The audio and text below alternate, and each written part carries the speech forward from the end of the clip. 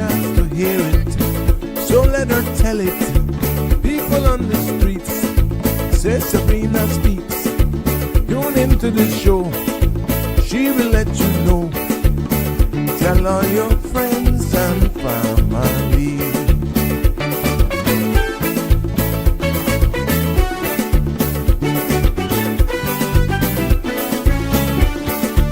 Real talk is no joke. You get the news straight up from grassroots and concerns. You will hear some people gone. So tell all your friends to tune in to the Good evening, show. Cayman. I'm Sabrina Turner, and welcome to Sabrina Speaks, your daily dose of clarity, truth, and community insights. Every weekday from 5 to 6:30 p.m., we're tackling the issues that affect you, from national headlines to grassroots concerns. Whether you're in traffic or winding down your day, this is your chance to hear it straight and speak your truth. So buckle up, Cayman. We're not holding back. This is the show. We gotta let you know. Now we got to go.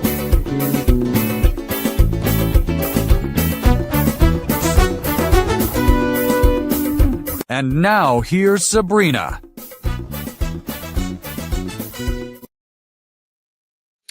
Well, good evening, everyone, and welcome to another episode of Sabrina Speaks. It is a pleasure to be here with you this evening. Yes, despite everything that we're feeling in the air, you know, we're voices of the islands, conversations for the world, and the podcast where voices rise, stories unfold, and inspiration takes center stage. Now, I hope you all had a good weekend.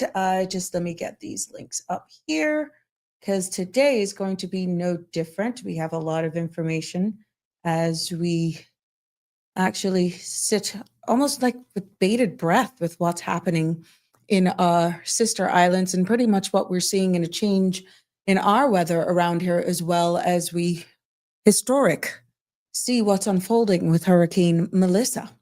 But yes, the content you're about to hear, including any discussions or opinions from myself, guests, and or participants, are intended solely for general, informational, and entertainment purposes. It's not a substitute for professional legal or financial advice. I encourage you to consult with a qualified professional for your specific concerns. Sabrina Speaks disclaims all liability for any decisions or actions taken in reliance on the information presented. Don't forget to like, share, follow, and subscribe so you don't miss an episode. Yes, and we are bringing it live to you today because tonight the lines will be open. This evening the lines will be open. And also I hope your hearts, because as we know, Hurricane Melissa is definitely roaring towards Jamaica. And while we are not in her direct path, we are close enough to feel what I consider her breath. Yes, this evening is for courage, clarity, and definitely connection. So you're invited to call in, join in this conversation, 936-8255. And let's talk about, you know, everything, how blessed we are, but yet how fearful we are as well for our brothers and sisters over there in Jamaica. And when you see images like this, oh my God, that's from a meteorological standpoint, from those who are into science, from those who study atmospheric pressures and all this sort of stuff, just weather. That may be impressive, but I see so much of Ivan there as well. If you go back to anyone who went through Ivan, and I got some of the latest information as well to share with you that was released at 4:30. So, but yeah, that's wow. You can only hope and pray for the best. I'm being very honest. Words can't express, you know, exactly what could be going through the minds and the fears of all of those persons there in Jamaica for what is about to descend on them. But yeah, oh Lord, it is something. But the latest from the Cayman Islands National Hurricane Weather Service, is that the National Hurricane Center continues its advisory on Category 5 Hurricane Melissa. Now, Hurricane Melissa is now moving northwest at 3 miles per hour with maximum sustained winds of 175 miles per hour. Melissa is still anticipated to turn north to northwest over the next 12 hours before making landfall over Jamaica. Intersection with Jamaica will result in weakening of the system as it moves near Cuba tomorrow night. Now, Hurricane Melissa is then expected to accelerate towards the northeast, crossing southeastern Cuba and into the Atlantic Ocean thereafter. Now, the Cayman Islands National Weather Service is closely monitoring the system and its influences on weather conditions across the Cayman Islands. A marine watch is currently in effect for the Cayman Islands, and mariners are advised to be cautious and secure their vessels. Venturing out over open water is not recommended, and residents are encouraged to be vigilant and monitor official channels closely for any updates, potential impacts, or advisories for the Cayman Islands. Now, the next update from the Cayman Islands Weather Service is expected to be received around 10:30 tonight. So you keep it if should anything change while we are live here. I'll definitely make sure to keep you all up to date. And also there's a more define about our immediate weather, because you may see bands and squalls as we have here, and I have family in the BRAC. And they're closer to the system than we are. But just before going live, occasional gusty showers are expected through the next 24 hours as outer bands associated with Hurricane Melissa lingers close by. Fresh to strong winds are expected, especially across the sister islands, through Wednesday as Melissa makes landfall across southwest Jamaica Tuesday morning. Some showers may linger through this period with gusts north to northwest winds expected thereafter as the system makes landfall across southeastern Cuba on Wednesday. Now, the small craft alert has been upgraded to a marine watch this evening and will be upgraded further to a marine warning Tuesday morning as Hurricane Melissa makes landfall across Jamaica. So for more details and extended weather forecasts, you can always go on to www.weather.gov.ky for more in-depth weather. So we're going to keep you up to speed. And if we can also get some persons in Jamaica as well to give us some live updates as to what they may be seeing and feeling over there, I welcome them. But you're always welcome to participate in this conversations. Yeah. And 936-8255 is a number to call to engage, because I'd like to know what's on your minds. You understand we have a lot of persons from Jamaica with us. I know I have lots of friends and family over there as well. And but it is just, it's scary to say the least. Even though we're here, it's not about panic, it's being prepared. But when you have something like that that's headed towards you, and gosh, we've been talking about this for almost 2 weeks, and it still hasn't made a landfall yet. The anticipation keeps building, and I'm thinking that's where the panic and the anxiety is building up, because it has been so long talked about that it's building up some fear. And then with all of the rains that they've had, let's say in the past week and a half, the grounds are saturated. It's very mountainous. That water that's falling in the higher elevations is coming down somewhere. And then the gusts of wind and stuff like that. It's going to be pretty interesting what's about to unfold there. And I did some little research for myself. I wonder if I can share that here with you. Because what comes back to mind is I experienced Ivan and Hurricane Gilbert. I could remember that. Let me see if I can get an image, because I did a screenshot here. Even though I was in middle school those days, if Marshall can remember, I think we were in middle school those days when Hurricane Gilbert hit And it was quite interesting when you look at the barometric pressure, which measures how strong a hurricane is going to be. And when you do that into comparisons of this one, I thought it was interesting. The lower the number with the picture I'm about to put up on the screen is the stronger the hurricane will be, right? And I did a little digging just before I did Keen Live, and this was the findings. I compared it. Oh, let me remove this. I compared it with Beryl, Gilbert, and Hurricane Gilbert at its peak intensity. The barometric pressure, meaning the strength, how low the pressure was 888. But when it actually made landfall in Jamaica, the barometric pressure was measured at 940. Right now, Melissa is at 906. Yeah, that means that's a monster. She's stronger than Gilbert when Gilbert hit Jamaica. Okay. And in Beryl, at its peak intensity, the barometric pressure measured at 938. I go back to Melissa, and she's not made landfall yet. And that's measuring out at 906 millibars. So that's something to think about. So when I know people are saying, oh my goodness, this is something else because I think it's just causing panic and fear. And no, there's a reason why media has to get the information out to persons because not everybody understands it. And we may say we weather this one, we weather that one. And we're resilient people.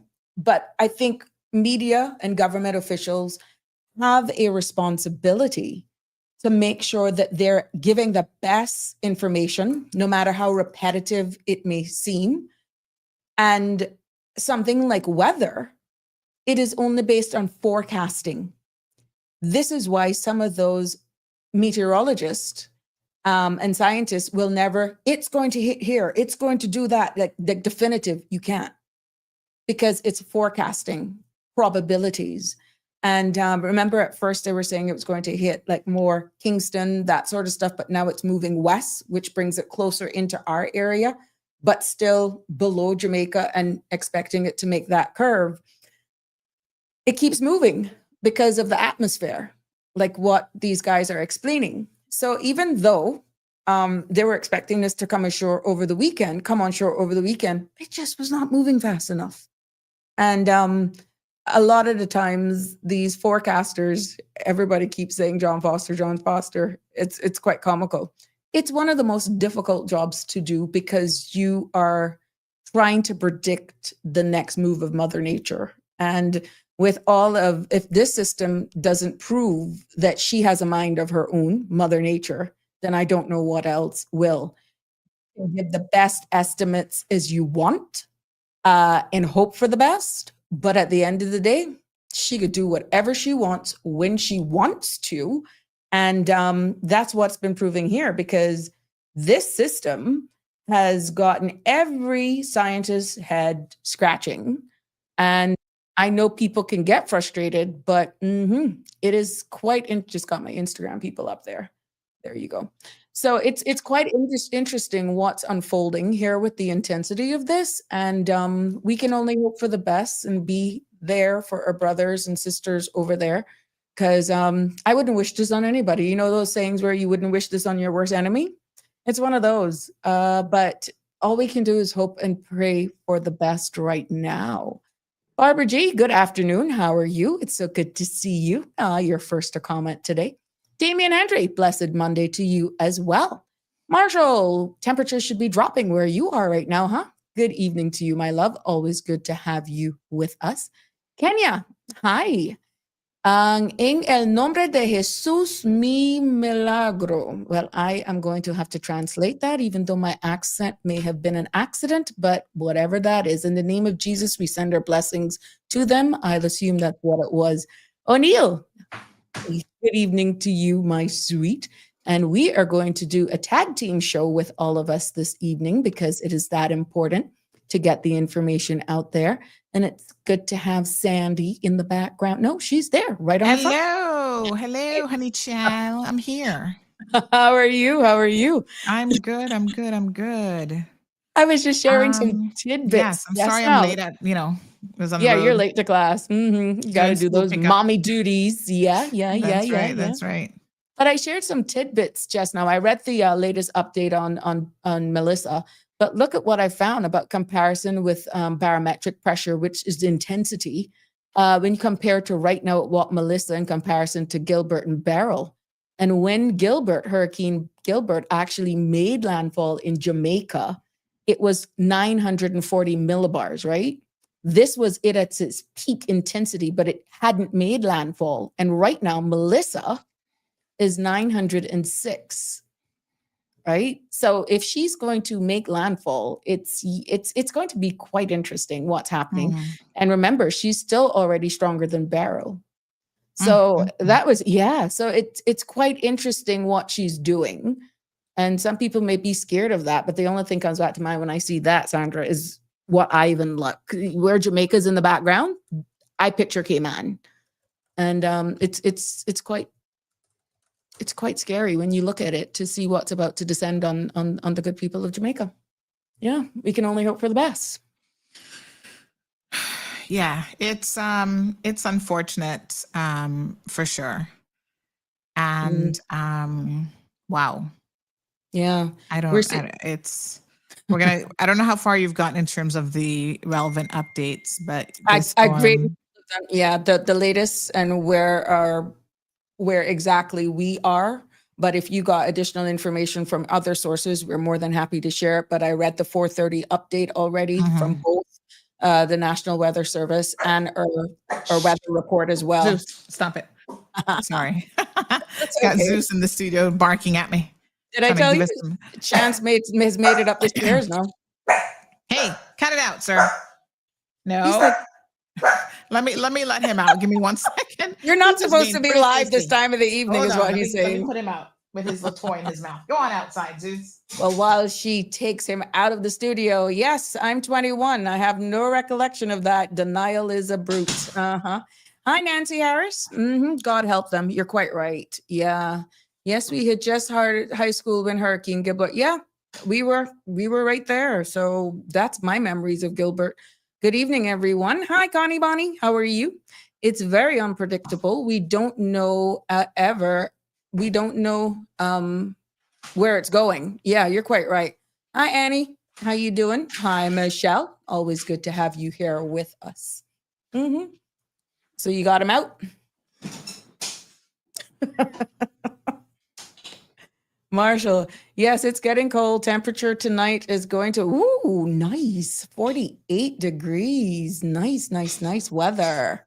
Yeah, and it's that system, Marshall, up north that we are hoping will actually steer this weather. And that's the big turn or the twist that they're waiting for to take place. Until that push happens, she continues to come west. But now they're saying she's wobbling now and she's making the turn, which still does not put that turn far enough that it will not make a complete landfall right now forecasted on Jamaica. So it's quite interesting. Yep. Yeah, it's pretty crazy. And that drop in pressure is so reminiscent, I think, of Ivan. And that's precisely what you don't want to see. Correct. You don't want to drop. You don't want those numbers to drop. So, obviously the Jamaican people are preparing. We'll call a few of them this evening to kind of see how things are starting to look in terms of the weather. Correct. But, they are preparing from all accounts as best that they can. Some people are really trying to ride it out in areas that they know are prone to be problematic. The press conference earlier, the government mentioned that in one area they went in because there was a whole question about whether or not they were forcibly removing people. And so their prime minister spoke about that because, they don't want to have people feel like they're being forced to leave, but they also have a legal obligation to protect people, life and death, for God's sake. From themselves, in fact. Yeah. So it's kind of crazy. that people would still try to stay worried about property. I mean, I was speaking to someone here earlier and they're like, oh my gosh, listen, if it comes down to my life or property, I'm out of there. Mhm. Like, I don't really care about the property that much. Yeah. But you know, people have different priorities and they think it's so funny how, because I remember even this with during Ivan, there are people who decided to stay knowing that, you know, those particular areas were pretty bad. Mhm. But I think honestly, not recognizing how bad, Right. you know. I think it was the part where I saw just before coming live, Port Royal. There did an interview with a gentleman who said he's been there in Port Royal from 1980, Mm-hmm. and he's not moving. And in the height of every tropical system that has ever come across Jamaica, he has not moved. He has no intentions of moving for this Wow. one either. And while the storm is at its peak, he's outside cooking veggie chunks and roasting breadfruit and just cooking and living life. And they were asking him, well, there is a big difference in this system. Hasn't that made you change? And he's like, no, Hey I everyone, will not welcome move. back to Reelings. So Yeah, it's pretty, their mind is made up. And then you Yeah. have those who are fearful of leaving because they don't want anybody to break their homes. Now, that my is a gosh. different level, Sandra. I can't even wrap my head around that, but Yeah. it's the way of life there, that if you even try to save your own life, do the rightful thing and go into a shelter, you may come home and your house is looted. Oh God, it's horrible. That's the Yeah. reality of life there, unfortunately. And ultimately it still isn't going to be worth it though, you know, because listen, from all that we saw, I mean, everybody all over the world is now tracking this Category 5 storm, but from what we saw, even in Ivan, there were people who regretted staying. They were Yes. like, man, had I Yeah. known, because they Yeah. were literally, thankfully, we didn't have any loss of life, but I can tell you that there were people who were so close. They felt like they were so close to losing their lives. And when they reflected back on it, you can see some roads already starting to flood. But when This they event from yesterday. reflected back on Harbor it, View. they were like, you know, they wish that they had left. Yeah. You know, there's So- still some concerns that people are saying because they weren't necessarily locals. You're not going to tell everybody that we didn't have 1 or 2 lives lost when Well, Mariners Cove. we had 2. I think there was 2 official No, deaths. they're talking about Mariners Cove that just was never accounted for. Well, listen, I mean, I heard the conspiracy theorists, Yes. you know, and I say that even if they were not locals, they were here on a work permit. Correct. They've got loved Someone. ones somewhere around the world. Somebody would have missed them. So there Yeah, was no yeah, way yeah. that someone could have disappeared during Gotcha. Ivan and somebody not go, oh, you know, I haven't seen my uncle so-and-so in a hot minute. Right.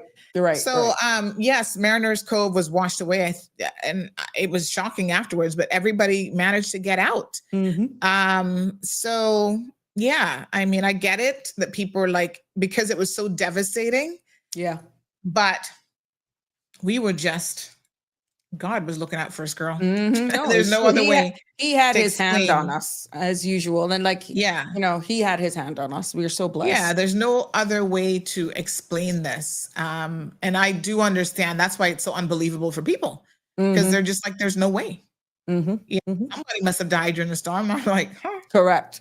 But it speaks to, you know, we had 95% of our buildings damaged. And so it speaks to the build out of our planning regular. Right. you know, not for nothing, but those concrete buildings came in really handy. It did. And that's the concern here, because they have a lot of structures over there that is out of wood, because plywood, what we would use to batten our windows. I was talking to Miss Dawnette earlier on.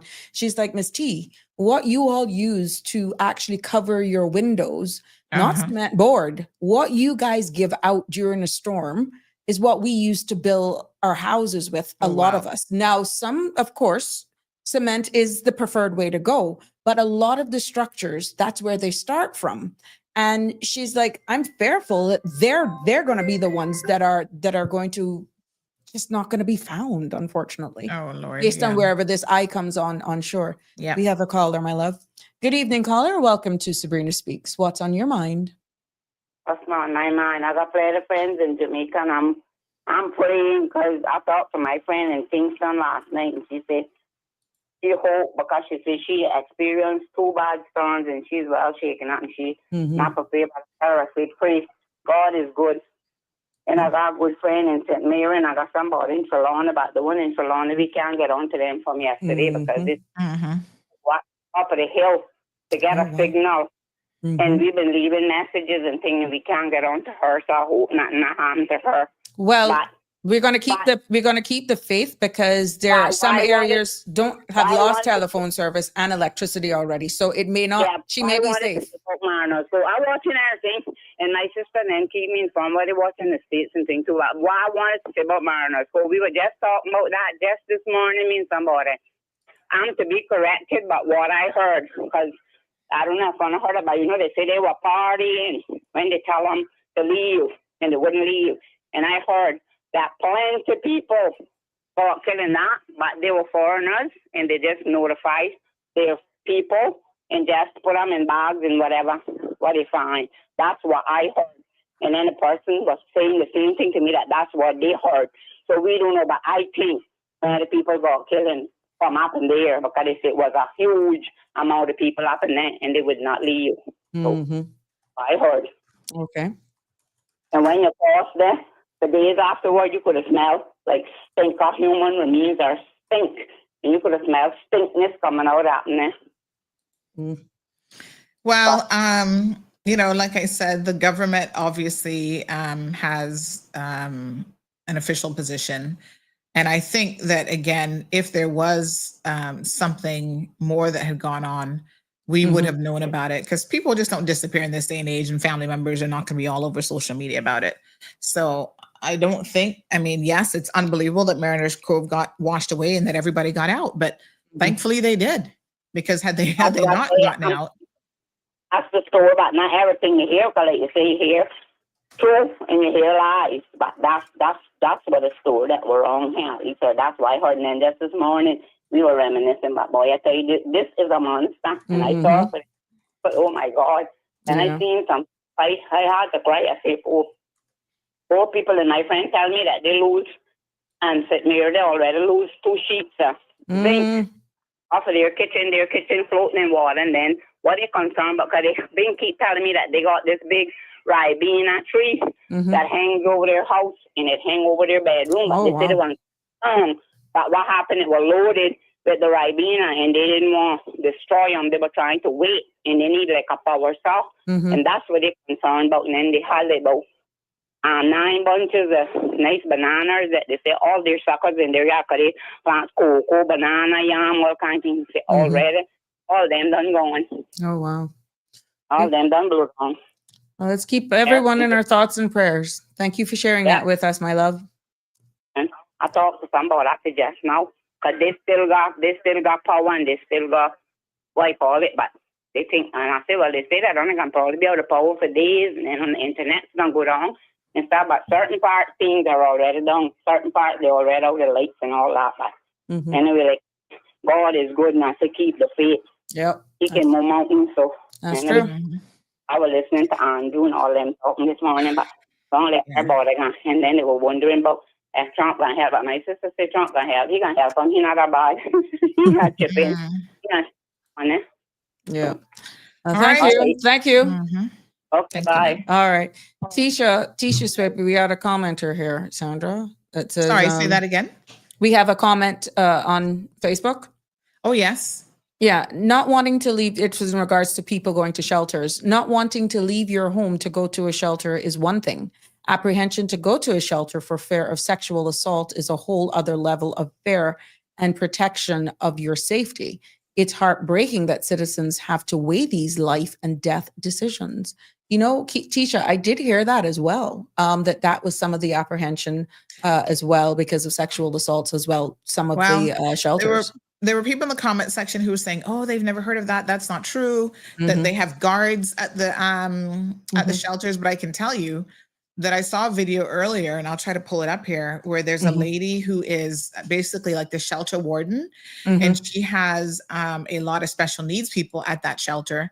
And she was saying that unfortunately, she did not have anyone there to assist her. To our sister. So, And I think there was one mental how issue many too. people, yeah, I forget how many people she actually had, but you know, the ratio wasn't making sense. Yeah. So I don't know if something was to go down there, she would be able to help them. This is the manager of the St. Mary's shelter is appealing for urgent help as she struggles to care for more than 40 residents, including several individuals with disabilities. She revealed that she is the only person currently running the facility and has been forced to rely on the occupants themselves to help prepare daily meals and manage basic operations. Oh my goodness. So, you know, while my name is Marlene. I'm going to download this. Bring it up. Watch this. Okay. But while people are swearing for these things don't happen, it's possible that they happen anywhere in the world, you know, and unfortunately during disasters, I hate to tell you, but that's when some people see an opportunity to take advantage of other people. And I mean, as horrible as that is probably the reality for a lot of people around the world. So, you know, nobody wants to think that that happens, but but I'm going to pull that video up here. Well, so that's that, uploading. Kathy Wilson said wind gust of 201 miles per hour clocked by hurricane hunters. That must be their last flyover. They clocked wind gusts of 201 miles an hour. And I think some people saw earlier the post that we had put up on the CMR page where they had abandoned, they were trying to fly back into the storm and they abandoned it because they just couldn't. Oh, wow. Yeah. Funny enough that you said that. I was sharing with you the experience last night. I was up pretty late and I was watching one of these other bloggers similar to what we're doing, but he's really techno. Like you think he got all these screens in the background, and it was around midnight. And when he actually tracked the plane going into the eye of Melissa and it closed up, it like the image were like it closed. And then when it opened back up, that was when the readings came that she had actually upgraded to a Cat 5. What you call the regeneration of the eye. I literally watched that live last night. It sent goosebumps, but almost in fear, in panic, because oh my gosh. And then if you saw the track of the hurricane hunter plane, it was like they were trying to get in the middle, then they had to go to another direction and then they went back in. I know every time they do that, because I've been following these things for a long time, that they're trying to do different wind speeds at different areas before entering the eye. And then when they actually got into the eye, that it opened back up, it was this light show of lightning. But I watched that at 12. That was at 12:03 this morning. Yeah, I watched. Oh my gosh, that is something I'll never forget. But we watched that live, and it's amazing what you can find power of the internet now in different YouTube channels. We were watching it live as the hurricane hunter went in. So I'm not surprised that they had to back down because it was that bad. Yeah. Well, have a look at this video. I was just talking about this shelter warden, and this is what she had to say. Arlene Murphy Price. Well, we have been in the shelter from it was activated on Saturday night.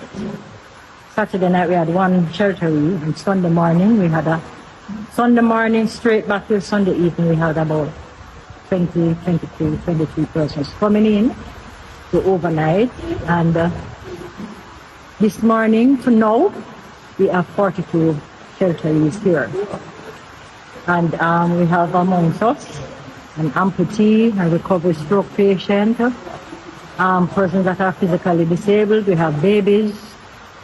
So that's the word. Just me alone. I have to ask persons to help me. Like this morning we were making breakfast, so 3 of the shelterees, I asked them for help and they're glad to help. I'll be preparing a meal for later on, and I have already asked the same 3 persons to chip in to help. So that's basically how we are doing it. Honestly, I have a partner that works with me, but unfortunately, this is the first time he is not available now because generally it was 2 of us. So I'd really love some help now. Really love some help now because it's to handle 42 persons with disabled, because when you came, I was changing somebody, you understand? So I'd really love a help right now. Oh, So, wow. She was changing again, somebody. She was yeah. changing somebody. So Yep. she's not only the Yep. shelter manager, she's also taking care of these people. Yeah, that's the situation.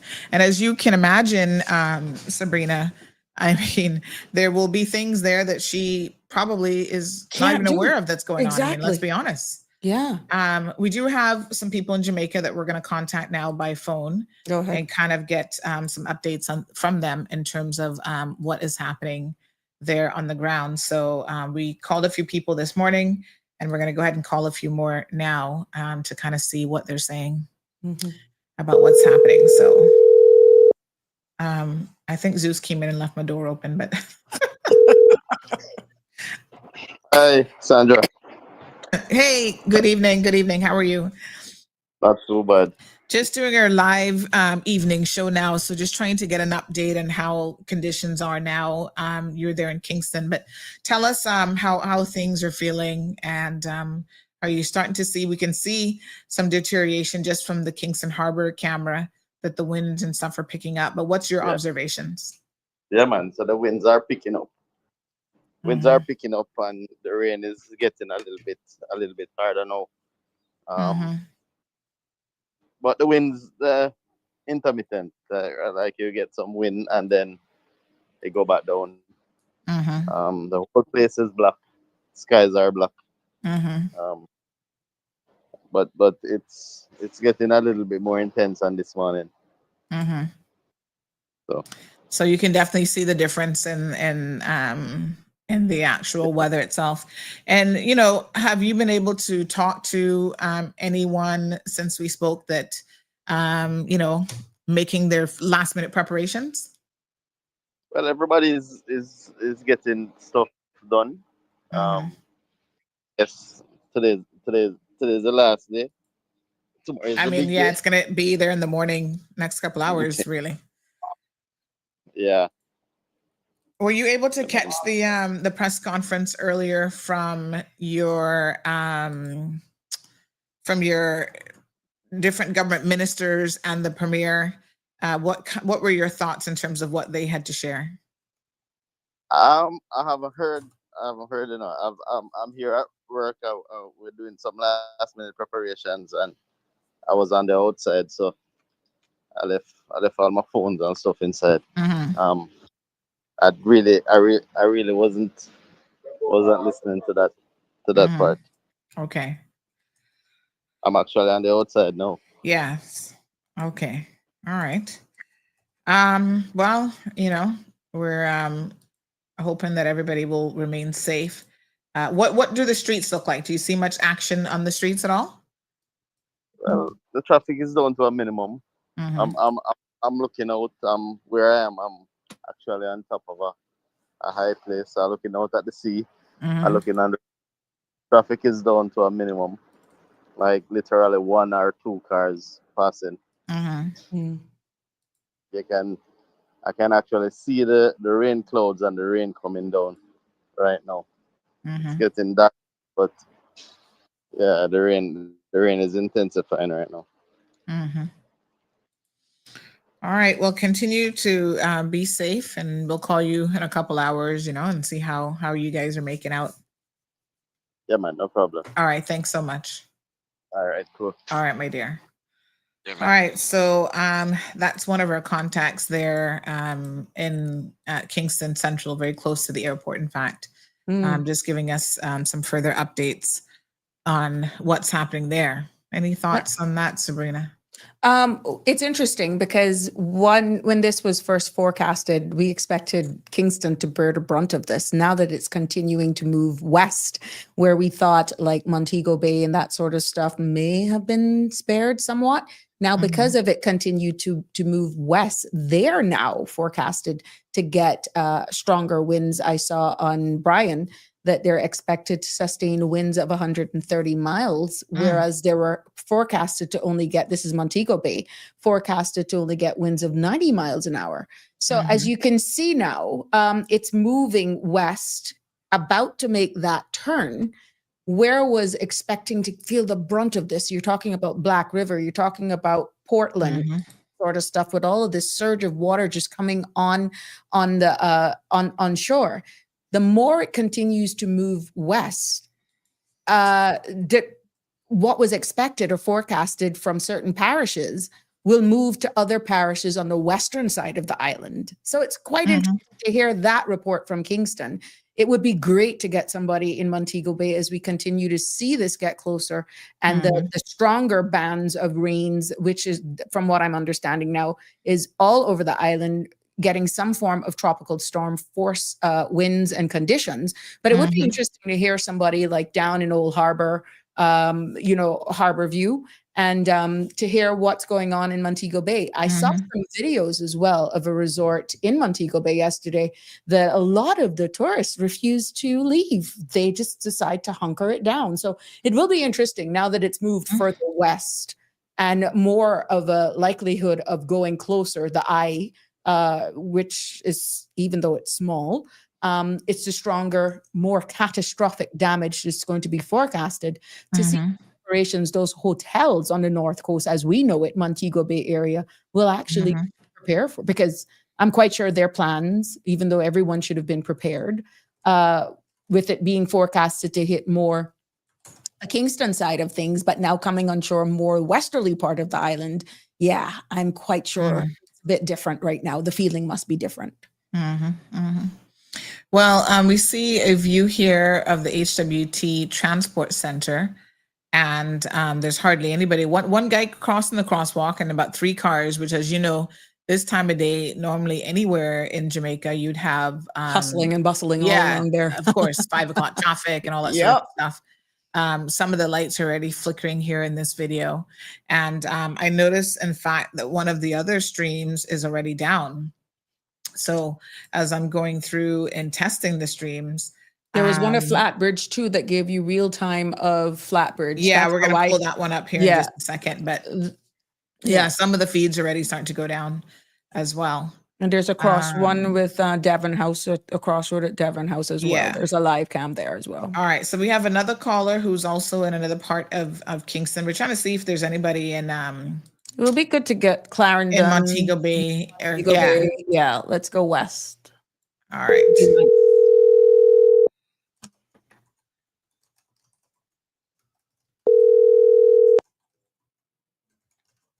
Hello. Hi, good evening. Good evening. Good evening. How are you? We are doing pretty well. Yes. Just calling for a little bit of checkup. If you can tell us how things are looking there. Okay. Well, for the most part, we've been having just light drizzle. And I did a little survey calling friends and family throughout the island. Right. And just clarify where you are, because some people want to know what parish you're in. Okay. Actually, I'm in the rural part of St. Andrew, in the hills of St. Andrew, that says, which is in the Stony Hill area. Okay. All right. And I did a little survey to find out if the weather was just about the same in most parishes in Jamaica. And I spoke to somebody who was in St. Thomas, and they were just getting light showers, light drizzle. Right? Spoke to somebody up in Kingston, which is like in Barbican, Oak Road area. And if you know Kingston, it's like on the Barbican is like going up into Mona. And they're experiencing the same effect. Persons there are just wondering, is it true that a hurricane is coming? I just spoke with somebody in Green Island. And she's at the New Princess Hotel. And they are not having any rains, just very light overcast. It's overcast and sometimes very light shower, like a little light drizzle, but it's overcast. So they're So so they're actually questioning nothing. if the storm is even coming. Exactly. Wow. I just spoke with somebody in Hanover, and it's just barely drizzling, overcast and drizzling. I just spoke with St. Mary, and the same thing is happening there. So But Saint Elizabeth is yes. having some more wind than the rest, though. Just Yes. a little getting up of the wind, but not much. They're saying. This is the calm So before the we all storm. are experiencing just a very light shower, very light drizzle, Yeah. like what a person would call like a lover's rain. You'd walk in it, right, right. Because I went outside to reap stuff today, Yeah. Wow. right. So Wow. all of today, and we're hoping that it will be, passing us down the south. But for now, we all are experiencing just light drizzle. I spoke with one person who there this area is prone for flooding, and it's down, well, he's close to that area, Marcus Garvey Drive, Spanish Town Road, and there's this road going down to Spanish Town Road. I was saying to him, how are you? Because all of the rain from in the uptown area would be going down that side, going to the sea. And he said it's just like normal. We expect that whenever there's a light shower, we'll have like a little stream of water running down the road. And yes, it's like a stream going down. Nothing that is unusual.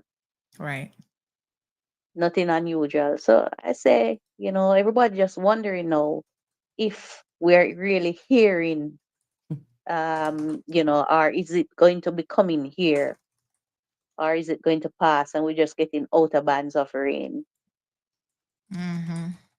So we're still hearing on the radio, just now at the 5 o'clock news, that it's not yet Yeah, time for it's it. not there yet. Yes. So this is the calm before the Exactly. storm. Exactly. So hopefully, as I was saying to you, I really personally do not like to face a hurricane in the dark, in the night. So, and that's what seemed to be happening. So it takes, some watch out for it. So we'll have to be watching out for it tonight. Not until tomorrow in the day before we can say yes, it's gone. Right. And of It's course, gone. the plan is to stay inside, obviously.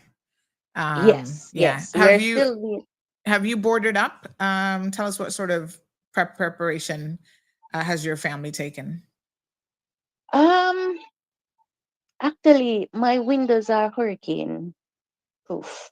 Hurricane So the rated. windows, yes, they're Uh, hurricane rated. And where I am is we don't have any trees or anything to blow that we'll be jeopardized, if you understand. So if debris, if there's not much debris to be coming our way, what we'll be facing is the blunt of the wind itself, right? But And of because course, they're made in such. things can fly a long ways too. So you know Oh how that. yes. Oh Yes. yes. Oh yes. But yes, people have been taking up, like the business places would have to be doing that, and the lower areas.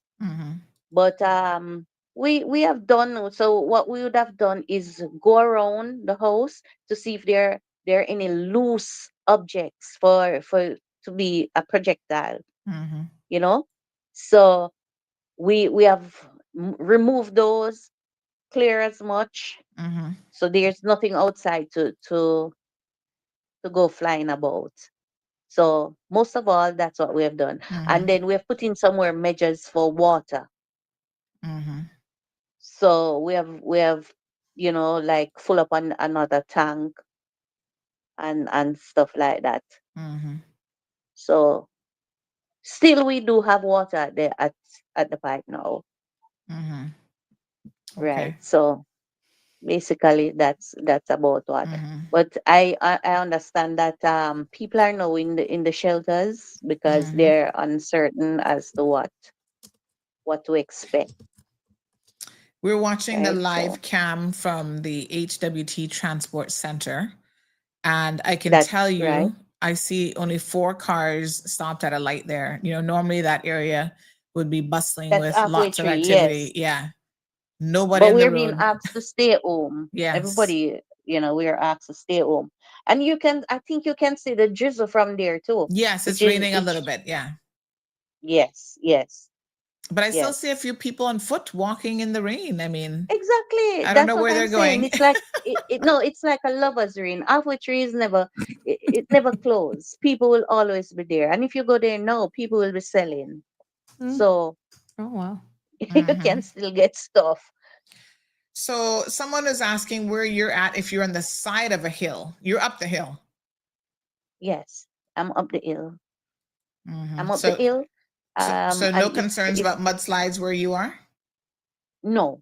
There's solid land there. No mudslide. No mudslide where we are. It's just solid land and it's stony hill as it suggests. Stony. Most of the place is stony. So no slides. That's good. Right. Because there are a Right. number of areas that will have, they are prone to Mudslides. Like mudslides in the with rain. junction, I heard that there was one slippage already on the Already? road. Oh, wow. Yes. There was one slippage in the junction area going to St. Mary. But I think it was quickly cleared because they don't want to have block roads. So yes. Yeah. Okay. Well, Right. thanks again for the update, and we'll be checking in with you. Thank you. We'll keep you posted. All right, darling. Thank you so much. Bye. Okay, Bye. bye-bye. So we're trying to get someone, Sabrina, in the Montego Bay area. I'm actively working on Yeah. that. No problem. I was listening to her carefully. She said the slippage that she had was in St. Mary. Yeah, But Junction yet, Road. okay, but yet, when you look at a map of Jamaica and all of the parishes, it's coming more on the bottom of Jamaica, which we'll have St. Catherine, Clarendon, Mandeville, St. Elizabeth, that sort of stuff. Where she said the slippage was of St. Mary, that's the furthest away, which would explain, that the rains that they've had before is what's causing all of the landslides. Yes, because a caller mentioned this morning, I verified that with someone else, that Correct. they're kind of water soaked already from rain. So it wouldn't take much, because in fact, they have slippage, with heavy rain, much Correct. less a storm of this magnitude. So yes. Because I'm seeing people are saying what parish. There's a reason why. Because the St. Andrew, St. Thomas, it's moving west, which means it's moving away from St. Andrew, which is where Kingston is. That's a parish where Kingston is, and St. Andrew.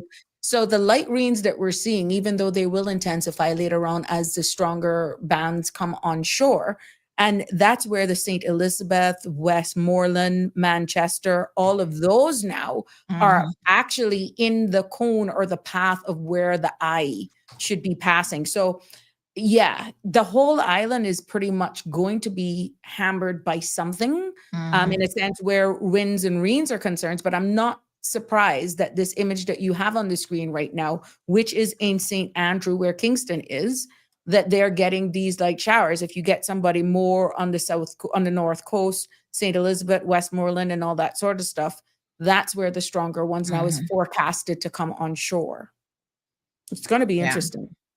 Yeah, I was trying to get a hold of one of the managers at one of the major hotels in Montego Bay, and seeing if we could speak with him. But of course, he's probably busy with all of the preparations and stuff. So Tanya says, yes, praying for Jamaica, most certainly. We're all doing that. Denny says, hashtag lovers rain. Lovers rain. Yeah. That's the first time I've heard that term though, but yeah. Yeah. But we know what it means. It's a kind of weather that makes you want to snuggle up. I guess we'll have you Plaid stay and in bed Melissa. and Netflix and chill. We'll have Plaid and Melissa. So we've gotten a report that Montego Bay is a lot like Kingston right now, light showers and intermittent winds. Because it's that far off. Let's see if I can get the distance, how far away it is, and then I'll put it into proximity. Yeah. So it's still out there. It hasn't, I think it maybe 1 o'clock in the morning. Yeah, it's wee hours of the morning, which is what your caller, the last caller was saying, or that you spoke to the lady. She doesn't like navigating these types of systems at night, and it is going to come in the wee hours of the morning. Brian, although sometimes I feel like it coming at night is not a bad thing because people will stay inside. They're less likely to want to go out in it. With the Cat 5, whether or not, my love, you're going to stay inside. Yeah, well, some people, they want to go out there and look at the water and look at this and look at that. And Kathy is asking about what about Ocho Rios area? Okay, Ochi is on the, where is it? Right here. Let me look at my map. Ocho Rios. Sherry's Pineapple saying, my experience with hurricanes is that effect will occur after the eye has passed. Do not be fooled. Yeah, well, a lot of people put down their guard like, oh, the eye wall is over us. Oh, honey child, nope, stay inside. Don't come out until the all clear has been given by your respective official agencies. Right. That's what you got to make sure that are.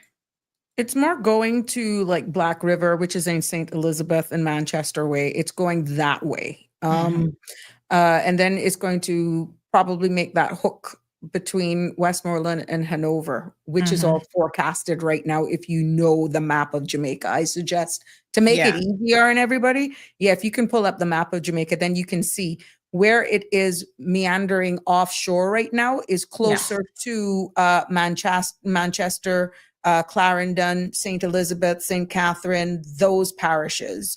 On the backside of Jamaica, you'll have your Trelawney, your St. Anne, your St. Mary, and Montego Bay, Falmouth, and them. They're on the other side, like closer to Cuba, closer north. Right now, where Melissa is, she is out in the Caribbean Sea, but closer to St. Elizabeth, Mandeville, that sort of stuff, where she is right now. So they're expecting her to come on shore in the Black River area between Manchester, Westmoreland, that sort of stuff, and then go diagonally, covering Montego Bay, Trelawney, and possibly brushing St. Anne's and St. Anne's Bay. That's only what's forecasted right now. And because of her moving so slowly, thank God that the what is forecasted or has been reported is so small. But it's so small and dangerous is why I think the fear is wherever this makes landfall, it's going to be catastrophic, which is why Black River residents were being urged and the Portland people were being urged to just get to Highland. Just get Girl, let me tell you something. I'm sitting here yawning. I feel like I need to get up and do my squats. Well, you can get up and do your squats. You ain't gonna bust up my knee. I ain't gonna lie. You get up and you do your squats. Excuse me. In the name of sticking with it and continuity, I'm gonna do maybe a little 25 count. But in the meantime, Sabrina, I wanted to share a few videos that we had here. Okay. This one is from Springs Plaza, the security detail. Caller. Can we take Kevin? Yeah, Kevin's calling. Sure. Good evening, caller. Welcome, my love. How are you? I am doing well, Sabrina and Sandy. How are you? Hey, pretty good. She's busy doing squats, and I'm squatting too. Yeah, in my mind. Yes, in your mind. I guess I'm kind of the same way, and I should say shame of myself because I need to do a little better. People been telling me, they've been seeing me around and looking at my belly and says, Kevin, you're expecting? No, sir. What you got for us? Kevin, for God's sakes, the mosquitoes almost picked me up last night. Oh, Lord God. my God. They're gonna get worse. Know it's bad. Oh my God. You know, the government in Jamaica is warning people that after this, they're probably gonna have a dengue outbreak. Jesus, man. Yeah. So, two things. Let me just take care of the mosquito talk real quick first, and then I'll get into why I'm actually calling. But yeah, mosquitoes, we know it's not the best situation right now. What's happened is that we've been trying to break the cycle of new emergencies each time. So anytime it rains, anytime the winds are a little stronger, we have to cease operations, so we can't carry out operations. And so with the amount of rainfall that we have been having consistently, it's been very challenging. So when you look at kind of when we do our evening time operations, so what we call adulticiding, and that's when we are eliminating the mosquitoes as they're emerging from the swamps. It typically is 15 minutes after sunset when that occurs. And so if it just so happens to be inclement weather at that present time, we miss that window of treatment. Okay. And then we have to wait until the next day. And we have had quite a few of those scenarios happen. And every single time it rains, and over the last month and a half, we have had lots of rain. And every time you have a rain event, we could expect about 10 days later that a new emergence of mosquitoes will occur. They're horrible. So it's been a terrible year for us. Last year we were bragging that it was the best year on record, because it was. But we had, even though it was also the wettest year on record, the rain events that we had last year were lots of rain, then we had a long period in between before lots of rain, and then we had a long period in between. And so it was quite easy when it came to controlling them. This year, it's been extremely, extremely challenging. And then that just has caused this major mosquito emergence, really, where throughout the island, mainly Grand Cayman, the sister islands actually aren't as bad, but Grand Cayman specifically, it's been bad. I will tell you that the north side and the Prospect Red Bay area is the worst based on the data, because remember, we are data driven. So we have trap networks throughout the islands. We take public complaints. We have workers that go out each and every day into the field to, carry out different surveillance. So we bring all of those data tools into our database, and then that's how we strategically make and create our operations. And so I posted a video on our YouTube page as well as Facebook page. And if you're following the WhatsApp channel for MRCU, I've sent it out there. But if you just go to YouTube and go to the MRCU YouTube page, there's a video there that goes into much greater detail. So it's a long video, it's 20 minutes long, but it goes into how we got where we are, and a lot more comprehensive answers for those who are more interested. Okay, so I encourage people to do that. Thanks. And it kind of even goes into the data, how we collect data. It's a lot more comprehensive than my quick summary. Okay. But that's what's happened right now, and it's going to get worse before better. We have been dealing with a lot of different operations going out inside some of the heavier hit areas. So I know Prospect should be having operations going on this evening, and some of the Red Bay areas when I had looked at the email with our operation schedule for tonight. But it's not going to change overnight. It's going to take a while for us to get this back under control. So bear with us. We encourage people to wear insect repellent, your mosquito repellent when you're outside, especially just after sunset. Yeah, they're out 24/7.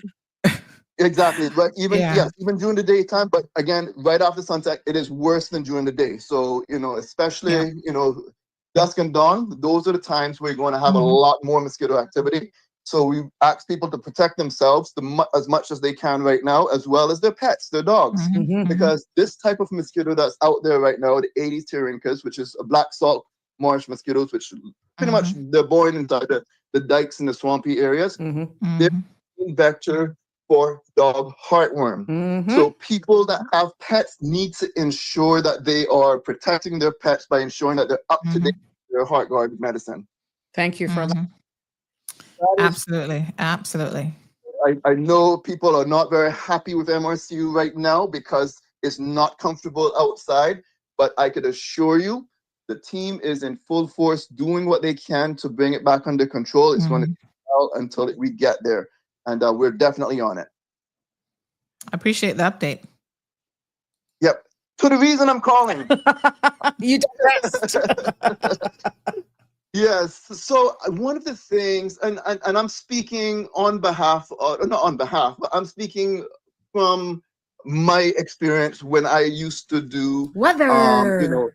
weather and you know, my responsibilities when I worked in the state of Florida regarding forecasters explaining weather systems. And I've heard you guys sometimes say it. I heard it when I watched the press conference in from the Jamaican authorities, and I will say a lot of weather forecasters do not do a really great job at really explaining to people how to the forecast tracks. I hear people all the time talking and making comparisons with Ivan, saying, oh, Ivan made this big shift. And even though they said it was supposed to go north of Cayman and be more of a sister islands event, it was, you know, south of Cayman and was obviously a more Grand Cayman event than it was a sister islands event. And they said, oh, the forecasters got it wrong, this, that, and the other. So the truth is and the reality is the forecast from Ivan was actually still accurate. And what I'm saying is when people look at that forecast cone, you have to look at the entire cone. What that forecast cone is saying is anywhere within that cone is where the center of the storm may be. So people are saying, oh, well, right now it looks like it might go onshore at this location because they see that it goes to, that's the middle of the cone.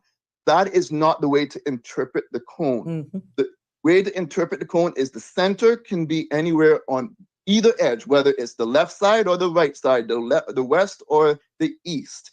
So if you look at the current and the most latest forecast cone that the National Weather Service put out at 5 o'clock Eastern Daylight Time, so 4 o'clock Cayman time, you would see that also the very western side of Jamaica is kind of where the edge of the cone is, or kind of over Kingston is right now where the most eastern part of where the cone is. So that is to be interpreted as the center, while most models are indicating and agreeing that that's where the likely track might be, there is still the possibility that it stays more on the left side and then, or the west side, left side, west side, and it could actually bring it directly over Montego Bay or the edge of the western side of Jamaica, as opposed to where the center is. So people need to stop really trying to say, oh, the center, it looks like it's going here, there, and because that is not the way to interpret the cone.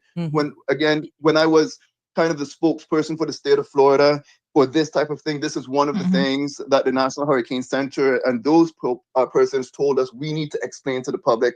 And I will say that I always try to tell my friends and people that, you know, ask me about my opinions on it. I try to explain that to them. And so that's why I'm calling, just to kind of share that knowledge, because people then will say, well, you guys were wrong. It went, it came on shore at this side or that side. But the forecast track is accurate. Going back to Ivan, saying that Grand Cayman was still within the cone. And where it went was still within those forecast tracks. It didn't go through the center of the cone, but it stayed more on the western side of the cone.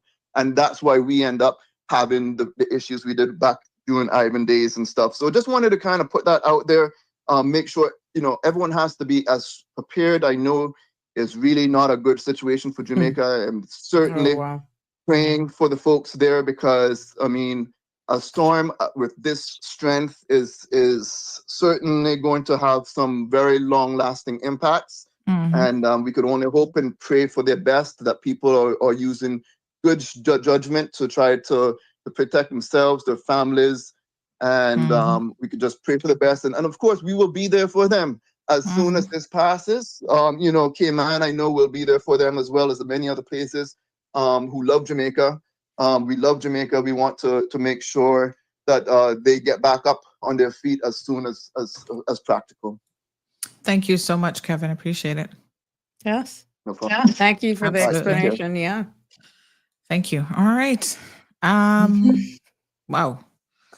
So lots going on. I wanted to play a few videos, if I may. I was mentioning that the security forces are said that they're prepared to protect businesses. So let me just play one of those videos now. And this is Springs Plaza. Okay. Well, we're pretty much parking our static last spring. So as to ensure, and out of our location, to ensure that looting doesn't take place. Because when when something like that happens in the middle of the story, it's very difficult to move from one location to the other. So, what message would you send to the looters? Well, it's just like them to know that thing is not crime. It's basically robbery in the rain. It's not your property.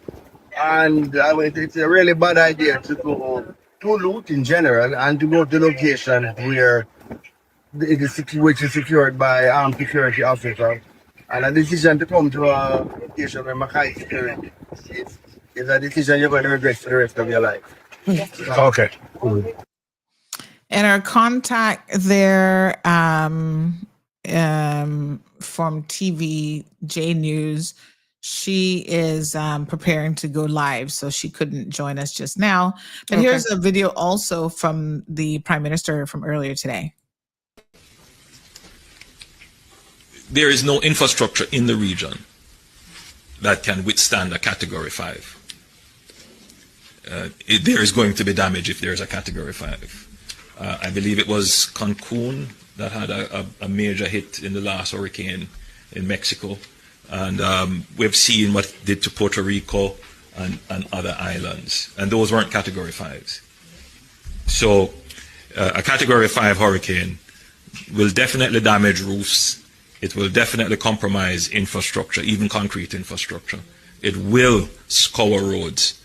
It will destroy agriculture and vegetation. No doubt it will impact our ports and our airports. Category 5 would be a really bad disaster.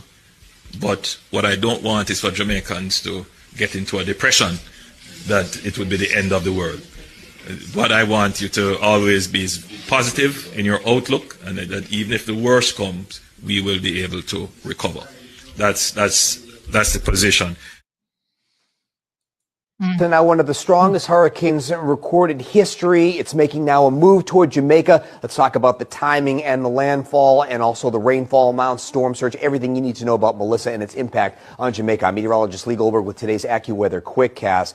So a very dire forecast for Jamaica, something we've been watching develop all weekend long. And on Monday afternoon, the winds went up to 175 miles an hour with this storm. So, you're nearing some of the top of the list, some of the strongest storms on record. And also in terms of its central pressure, it's one of the strongest storms recorded. It's got an incredible eye right now, which has your classic stadium effect when we look on satellite. It's so clean inside that eye. This is a very effective and efficiently running heat engine right now. And it's a powerhouse. And what we're looking at is that slow northerly turn that has just started to show itself on this Monday afternoon, which means it is now turning toward Jamaica, or making that turn toward Jamaica. It does look like it's going to go on the western, or at least west central to western side of the island.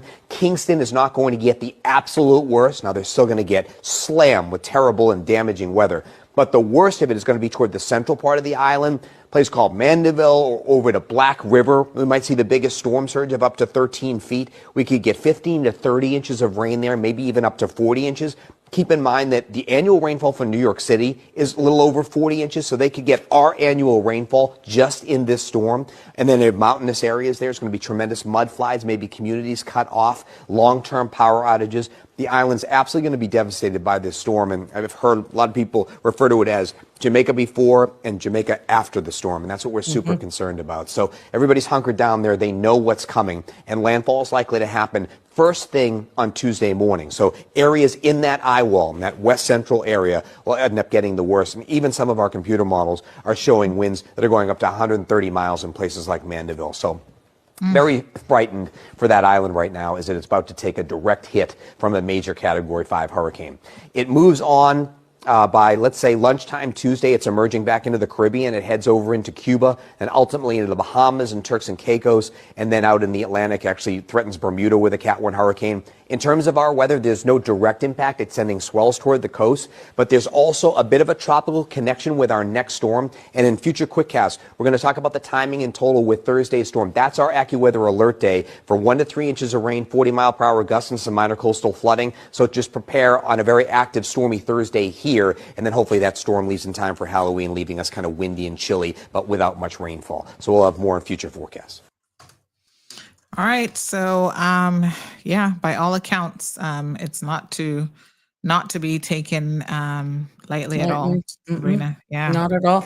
And He just confirmed exactly what I was saying earlier on in Black River area. And I've got persons who are commenting that they have family there. But one very important fact that slipped me, and I know is a fact, Black River is full of crocodiles. Speaking of which, I've got that video ready too. Yeah, and I saw Hold on, something as TD. well yesterday Yes. with a snake by somebody's window. Oh my God! Yeah, I can't play that over again though. But oh Lord! But yes, besides the water, God, all of these animals are trying themselves to seek shelter. Yes. So I've got the let me grab the crocodile one. I just saw it, Let me see, where did I put it now? Yes, honey child. They all over the place. Yeah, hold on one second. I'm gonna grab that. I just saw that video. Yeah, what a mess. Can you imagine? No, sir. As you say, this one is Bull Bay. So they're talking about the crocodiles. So give me 1 second here. Let me just grab this one. There's moving parts to what we do here in the studio. Yeah, there's a lot in real time. Yes, in real time. And Sabrina will know. You don't normally grab videos yet, but soon come. I've tried. I think one was an error, and I'm trying to figure out what the heck did I do because it worked. I'm just trying to get it. My thing is when I grab them, I don't know where to find it after it's downloaded. Oh yeah, you got to pay attention to where your computer's saving it. Yeah, that's a problem. You have to change the default location. But here's this video. Speaking of this, give me 1 second here. I'm gonna just show everybody this one about the crocodiles. Girl, stay out of the water. Don't play around. Stay indoors. That's your safest bet. Side 8 Mile Bull Bay, residents have been complaining about this specific pond that sits in the center of the community. Why? Because it poses a threat. It's a habitat for crocodiles, and once the heavy rainfalls begin, it swells and it floods the community. Speaking of the crocodiles, one just made an appearance. If you look closely right there, you see the back of the crocodile. Oh God. Ooh, stop. Look at that. Yes, sir. There he is. He looked kind of big too, Boy, check your WhatsApp. I just sent you the one with the snake that I was referring to. Oh my gosh. Residents have been blaming the highway because the drainage that was built is not big enough to accommodate the level of waters that settles in the community. What a heat. Yeah, and imagine crocodiles, crocodiles, snakes, and then they got these big toads as well. Oh my God! No. Cheese and peace. No, sir. With a storm surge of 13 feet, you're quite right. right. Look at this. Look at this one. One of them sting. Oh God, supposed to have more family there. Oh God, close the windows. Pull on the house again.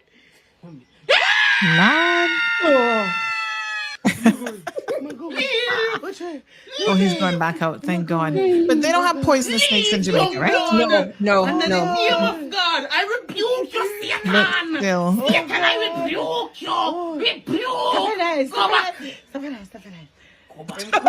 Oh my gosh. Get us stick and push him back out the window now. Close the window. Oh. Get so close to me. Yeah, I would be scared to death. I rebuke you. I'm not gonna lie. I can't take frogs, much less snakes. You can imagine. Sandra, it wouldn't be no Melissa kill me. It'd be from a heart attack from the snake.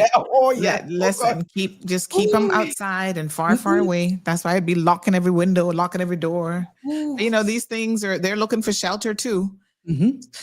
So they're looking for a way to get in. Whoa. Yeah. Son Kathy Wilson says there were issues with alligators in Katrina in Louisiana. Some horror stories about bodies. Yeah. So it's, oh God. So this is real. I've seen another image as well on YouTube. Somebody in a tree with all these gusts and winds, and you're climbing a tree. Now, Mhm. that's a disaster waiting to happen. Actually, I don't know if you heard this earlier, but a guy actually died. Doing what? Unfortunately, he was trying to secure a zinc roof. Now I have a video, and let me be clear. I don't know that this is the same guy who died, but the video that we have is a guy who fell off a zinc roof. Ironically, there was a guy who died by falling off a zinc roof, but I don't know that this is him because there probably is more than one person. As a matter of fact, earlier today, one of the government officials was saying that they had, I forget how many people were at the hospital already because of injuries Quite a few related to the preparation. falling off of ladders and stuff like So that. Yeah. yes, yes. So this guy was trying to make his last minute preparations. And folks, if you're gonna do it, you got to be careful and be safe about it, or try and get somebody, a little handyman who maybe have more experience. But people are trying to help themselves. And unfortunately, here he is, as you can see on the rooftop. And there's a guy below him handing him a piece of, I don't know what that's supposed to be. Is that tarpaulin, or it looks like zinc or something else? He's handing it to him, and he's climbing up the ladder and trying to push it up to the guy on the roof. You see the winds? I mean, look at the winds. Oh, look and at what the wind. Yeah. Yeah, look what the wind doing already. I mean, it was already getting windy. There's a little dust there that you'll see. See the palm tree, everything. Look at that dust. Look at that dust. Yeah. And boom. And the ladder, everything.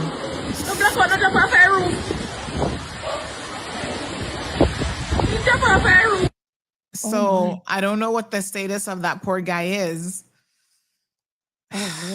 But I do know, because the government announced it earlier, that there was one person who was killed already that they're attributing to the storm because he fell off a roof doing the exact same thing. So I'm not sure if it was him. Just to be clear, this might have been somebody else who also fell off a roof, but one person has died already. And the storm not even hit yet. There was another story that a lady said she knows where to find her zinc. So she preferred to remove every sheet of the zinc off of her house and wrap the beams in tarp. Yeah. And store her zinc, because she'll know where to find them, because she didn't expect the government to respond in time. So if she took off all of her zinc and made her roof out of tarp, that was safe for her.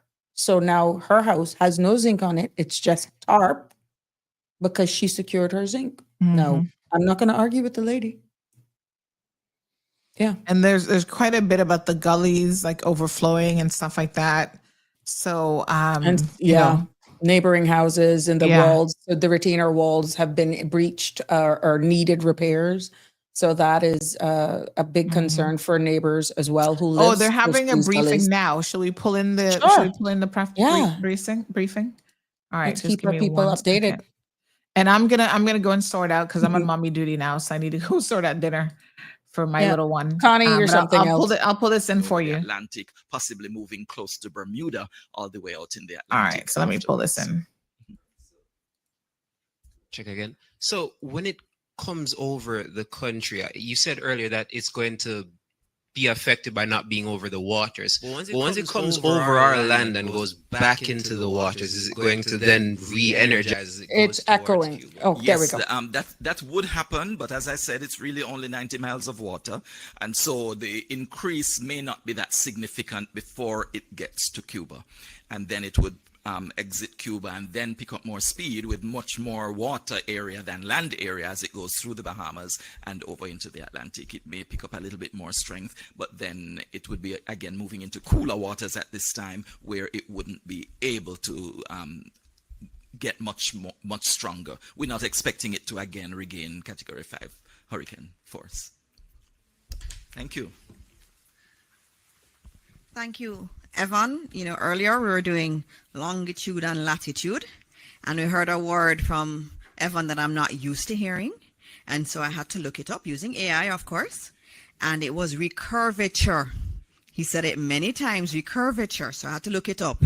It's a change in the path of a tropical cyclone from a generally west to northwest track. So remember, it was going west, and then it moves then to a northeast or eastward track. So that's what recurvature is. So it was going to the west, but now it's going to turn and go towards the east. So thank you very much for teaching me another meteorological term today, and all of Jamaica that term. And so now we are going to go to the other man of the hour, or Minister of Local Government and Community Development, the man who is responsible for disaster response and who does a tremendous job of it. He is non-stop. He is here through the night, all through the day. Minister Mackenzie, I do not know how you do it, but you continue to serve this country, and we're very grateful for it. And so please tell us where we are with everything under your purview.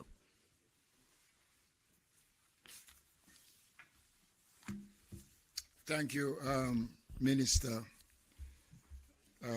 You have been doing a good job yourself.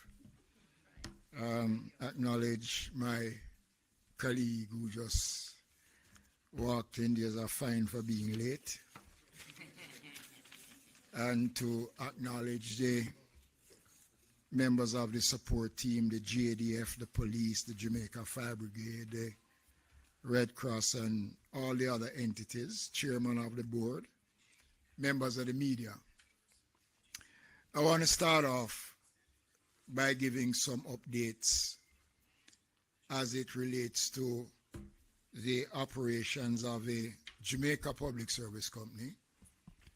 And as you have been told by Mr. Thompson, that the southern part of the island is experiencing some challenges as we speak. Now, this update that has been provided to our center downstairs, and I want to make the point that all the information that is pertinent to the ongoing hurricane comes directly out of the ODPEM. So when we give the information, it is not hearsay or faked information. It is the information that has been gathered by the team, and each entity, for instance, all the utilities are here, both telephone, water, and light. So when we speak with a certain level of authority. A total of some 50,000 persons are without light in the following parishes as we speak: Portland, St. Thomas, St. Elizabeth, Manchester. Approximately 40,000 persons in the western end of the island are presently without power. And there are 4,000 in the eastern part of the island, and another 5,000 without light in central Jamaica.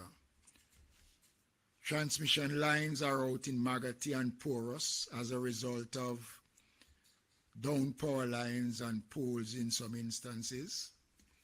The Jamaica Fire Brigade reports a number of trees in some areas they have received reports, and they have a team out there removing the fallen trees, and with support in some instances from members of the community. You remember earlier this morning, the Prime Minister did indicate that the National Solid Waste Management Authority is on the road, and they are a part of that team island-wide that is helping to remove fallen trees right across the island.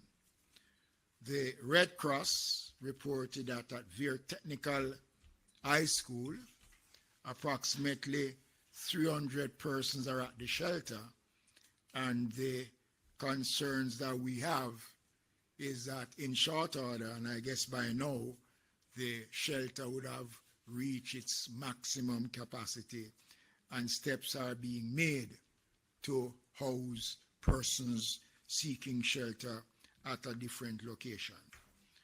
Just want to again remind persons going to our shelters to take your medication, walk with some biscuit for the first couple of hours, some water to make yourselves comfortable. And it is important that your personal documents, important documents, are well secured. The issue of shelters, ladies and gentlemen, Jamaicans, has become more pronounced because during our briefing meeting with the ODPEM and various persons, it was brought to my attention that the new wing of a transitional center at King Street, the Desmond Mackenzie Center, we'll have to activate that because the work of the police and the team on the ground has brought in more persons off the streets in the shelters, and that is very commendable. We are seeing an increase over the last couple of hours of persons responding and have gone into the shelters, which is good, but we still have a few that is still out on the road. I want to address some concerns around shelters that was brought to our attention concerning the Myersville area in southeast St. Elizabeth, and the fact that complaints were made about those shelters. I want to make it clear, ladies and gentlemen, that the shelters are provided for the needs of those who want to go to the shelters. There are no other considerations that are given when we open the shelters. So I don't want anybody to create the narrative that you have to be aligned one way or the other to access the shelters. And there seems to be some concerns raised about the operations of these shelters. So I want to advise that all the shelters in Southwest St. Elizabeth, the Myersville division, are in operation, and Southeast, and that they have been provided with the requisite items to afford for the smooth operation of the shelters. We are in constant touch with our shelter managers across the island, and I know, and I want to say this, as soon as the conditions start to deteriorate in certain areas, the difficulty is going to show in making contact in the way that we would want the contact to be made. We have a very effective radio telecommunication system which is manned by the Jamaica Fire Brigade, and that system is up and running. It is a part of the JICA program that the government of Japan and the government of Jamaica has put in and has made us very efficient, and it is a system that the police has tied in, and all the major stakeholders across the country has access to the system. So our shelters are up and running, and I want to say to Jamaicans that I'm encouraging you still, you still have a little window to go into the shelters because it is important. There are also complaints about Ochoreosai. That matter has been dealt with. And I want to thank the many concerned Jamaicans who continue to send me messages about the operation. There we have it. That is an ongoing live press briefing from Jamaica right now, and you're hearing right now when you hear about all of the telecoms and power lines that is down. Remember, this hurricane is still some 145 miles offshore, which means the brunt of it, nothing. These are just like the outer bands that is making its way slowly but surely on the shores of Jamaica. And based on the 4 o'clock update here for us in the Cayman Islands by our own weather service, it is 265 miles southeast of Grand Cayman and 225 miles south east of Cayman Brac. So you can see exactly what we were talking about earlier on and all of the infrastructure damage. We got a caller from Michelle who was saying that, she hadn't heard from her friend or can't. This minister has said it, Minister MP McKenzie has said it, that infrastructure has already been compromised in certain areas, certain parishes of Jamaica, and that will continue as the center of this continues to get closer, which we will see more impacts to infrastructure as people have been warned about earlier on. And, even though some persons are a bit apprehensive still about moving for whatever reason, and we have shared those stories on here, it's almost like, get over it. I'm tired of hearing about Melissa. Just come, be gone. Or, when you have persons who are like saying, I'm wondering if it's coming, it's because it's still 100 and odd miles off of your island. It has not made landfall as yet. That's going to happen possibly in the wee hours of the morning. So it is a little bit tricky. And you can only take the heed and warnings that is presented. And like at some point in time between tomorrow morning and during the day tomorrow, Tuesday, all of Jamaica will be impacted some way, somehow, and others will be impacted much more.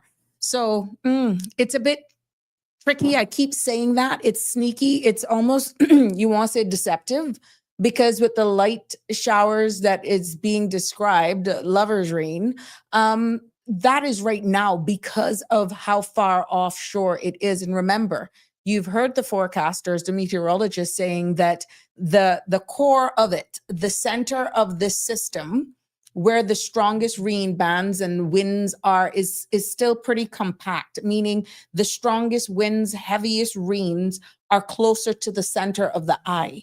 So what we're feeling, and they're referring as lover's rain, are like the outer fringes of the bands, similar to what, even though we're getting squalls here in the sister islands and some in certain parts of Grand Cayman, certain parts of Jamaica is experiencing exactly what we are experiencing now. But at some point between the wee hours of the morning, when that core makes its way on land, wherever that landfall is going to be, which we're saying right now, into the Black River area, from what they're saying. Of course, you will know more about this around 10 o'clock and maybe around 12 o'clock tonight, because it looks as though they're giving their reports. This reconnaissance plane is going in every 3 hours. And we realize now that what information now that we're getting is totally off of modeling from computers, because the plane had to abort. It was that bad. So you're trying to figure out, well, how are we getting this information? Just how we've been getting it before the planes flew into the storm. Now, that in itself is concerning, because when a plane has to abort, that should tell you how hard it is, what type of turbulence they're experiencing. And if you've ever, like me, I go and I look to see what it would be like to just go into the eye of a hurricane, which I would never want to do. God bless those people. Thank them for their service, for being so brave. And that's brave men and women to do that. But with this particular system, it's the first time that I am aware of, that I have heard. I'm just want to be clear. This is the first time that I'm heard. That maybe they've done it before, a lot of other times before, but that is concerning that they had to abort that because the turbulence was just that bad. So let's hope by the 10 o'clock, which would be 11 o'clock their time, 10 o'clock our time, that the update then that we're experiencing, maybe they may make another fly through it so that we could get real stats where they drop these instruments down out of the plane that is connected to their computers, and it's feeding back real-time information, giving us the latest forecast as to what the wind speed, rain, and that sort of stuff is all in real time. Outside of that, it's totally dependent on different programs that's computer, and that's why forecasters' work is so unpredictable, so to speak. And as we heard Kevin, he was in his previous life, he used to do this for a living. So I appreciate their job, and being layman in how they describe this is key, because we've heard that a lot of what is coming out of Jamaica. That person is saying, we just don't understand it. I've heard one comment where the lady says, I'll move because they say the tail is the worst. And I'm like, what? Did I just hear that correctly? No. So it all depends on how you listen, how you break it down. Sometimes you literally have to break it down in simplistic terms. They just want to know a hurricane is coming. I've written this one out, as Kevin alluded to earlier on, and I'll do this one again. So how they communicate is key. It's very scientific. And I know many a times if it is a field that you're accustomed to, it's hard to convert your language, how you explain stuff in layman's terms. And sometimes you have to be a little bit more animated, or try to use simple things like how I would say picture Jamaica on a plate, or the storm as a circle. The right hand is always usually the strongest with all of the weather. The Cayman is on the left side. So things like that. And look, I'm not no meteorologist, but I was raised by a very brave seaman, and it's quite, I find it very interesting and fascinating. And I was happy to hear everything that the weatherman in that previous video that Sandra shared from a qualified forecaster, how I was able to articulate it. It made sense. And he just qualified or was validated pretty much what I was saying. But it's very interesting what's about to unfold in Jamaica. It's very also concerning that you have persons who have done the preparation, who have gone out and bought their stuff, expecting this to make a landfall, let's say, even over the weekend or by now. And they are almost getting Michelle fatigued. But this is not something that's going away. It is actually coming. And we can hear from the latest forecast that it is beginning to make that turn, as that live broadcast just said. And that means it's definitely going to be headed straight to Jamaica at some point. Now, where it makes landfall is a different thing. And we know that it's shifted further west. So as we were alluding to earlier on, that's more the Black River area side of things. Someone had asked, what about Ocho Rios? That is on the north side of Jamaica, where this hurricane is going to make come on shores, like the southwestern side of Jamaica, which would be like on the bottom if you look at the map. So it's going to be interesting. And then it's going to curve at an angle across Jamaica, which is weird. But again, this is all forecasting. We don't know what Mother Nature is going to do, but right now, everything that they have said, it looks as though it's going to come across at an angle where Montego Bay is not going to necessarily be spared at this time. So it's almost forecast by forecast that will determine exactly what's going to happen. And for the layperson who just sitting down and just shooting it off the top, you can't do it with this one. You literally have to wait one forecast to the other to find out what's happening. Sandra, very interesting. Because of politics, the Cayman Islands weather need to wait. Yes or no? Not so sure what that was. Please pause Cayman Islands real weather and why we can't have real report. Please ask England. Okay, I context matters. Very brave. Jasara. Hi, how are you, my love? Eva Bryan, Dorothy, good evening. How are you? So good to have you here with us. Yes, Elrol, Lindo, it is, yes, we have to honestly pray for them. Connie, you were laughing about the lady with the zinc. Yeah, it is. That's what she did. So there we have it. Oh, let me bring this. Does that look like Mr. Tufton, Christopher Tufton back? You mind? Let's hear what he has to say. Yep, that's him.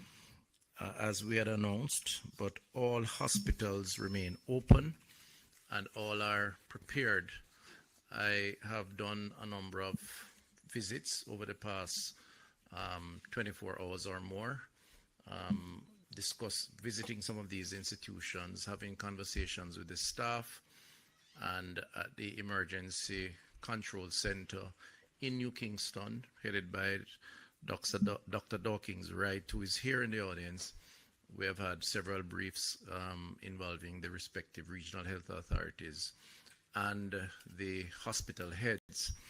And from all that I have seen, we are prepared and ready. There's adequate water storage supplies, adequate food both for staff and patient, adequate medical supplies. a logistics infrastructure which involves our own logistics, but also coordination with other agencies like the Fire Brigade and others. And I think generally speaking, there's a staff that is ready and waiting. The message to them is firstly to take care of their family members, ensure that their homes are safe, and then commit themselves to ensuring that over the next number of hours, they will commit fully to serving the Jamaican people from a healthcare perspective. So that is in place. We are concerned about a few hospitals that are on the coastline. So Noel Homes in Hanover, Black River in particular, in St. Elizabeth because of where the storm will enter the country, and Falmouth, Trelawney. We have evacuation plans for those institutions. So today we started some evacuation efforts out of Black River. Fortunately, we just completed a 12-foot seawall on the coastline between the hospital and the sea, and that is in place, which will provide a buffer and some protection. But based on projections of 13 or more foot waves, we do anticipate a breach of that. So we have moved some of the services out of the hospital further inland and have relocated patients from the ground floor to the second floor, and hope that that will suffice for any surge that will take place. The other institutions have evacuation arrangements and will exercise that as the case may be. Each of those institutions, of course, have generator backup power that will take them hopefully through the period that may be downtime until power is restored. The staffing for the surge capacity are in place. Rosters are in place. Doctors, nurses, biomedical engineers, drivers, and porters. All of those are in place to deal with the possibility. Very sad to announce that even though the storm has not yet hit, we have had 3 deaths related to the preparation of the storm. One in Hanover, one in St. Catherine, and the other in St. Elizabeth.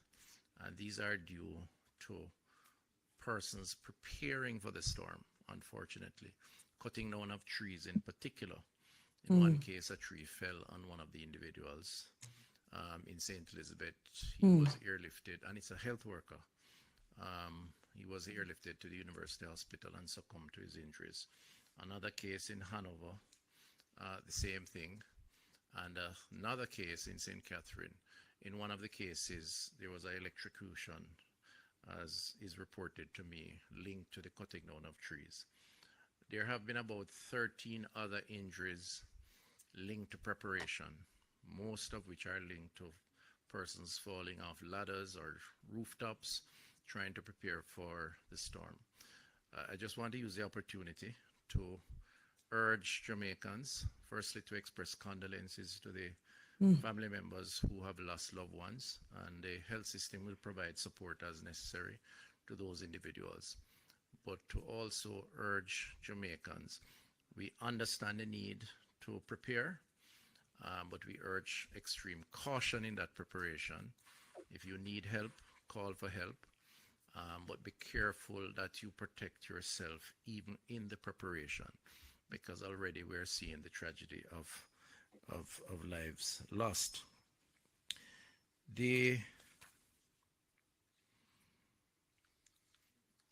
In terms of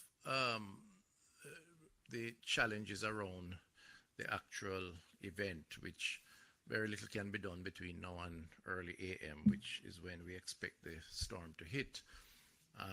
Outside of the preparation of the institutions, and we urge those home to ensure that they have adequate drinking water, because turbidity can impact quality of water. So to the extent that you can collect your water now while your pipes are still running, please store drinking water. The non-perishable foods, please be mindful of that and secure that to the extent that you have not already done so, and there's an opportunity so to do. We are aware that from a health perspective, post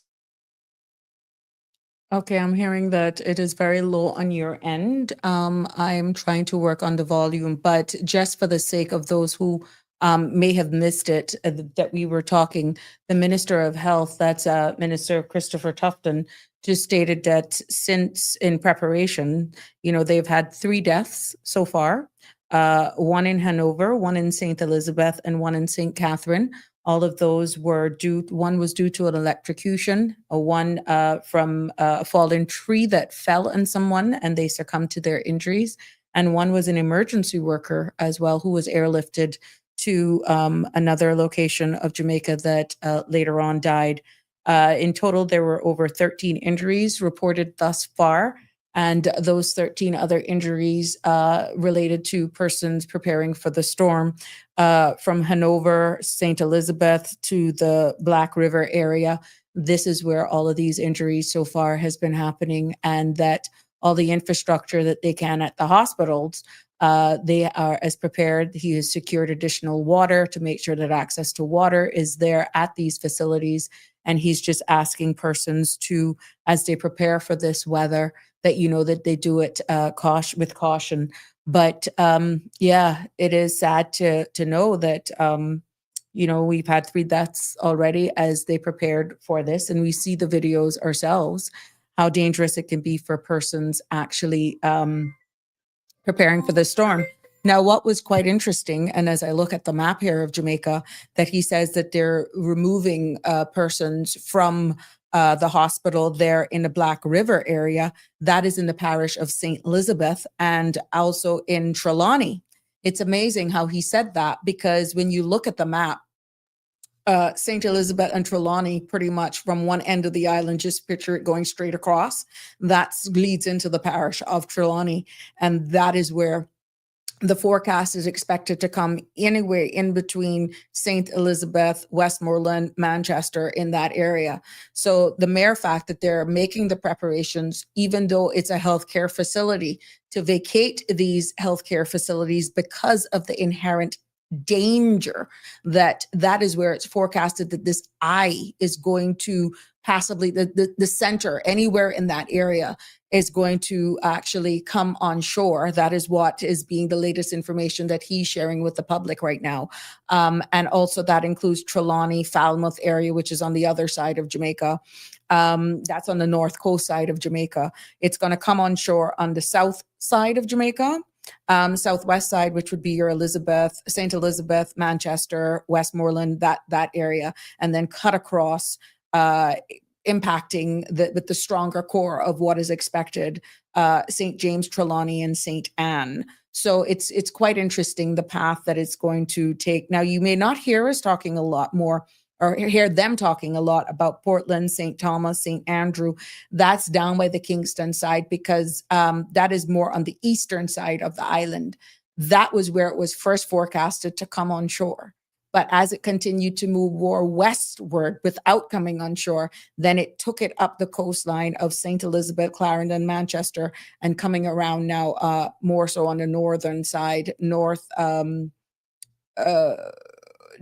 side of the island. So again, you have to know, geography is good. I never thought that I'd be doing this in my adult life, but it makes sense to pay attention in school.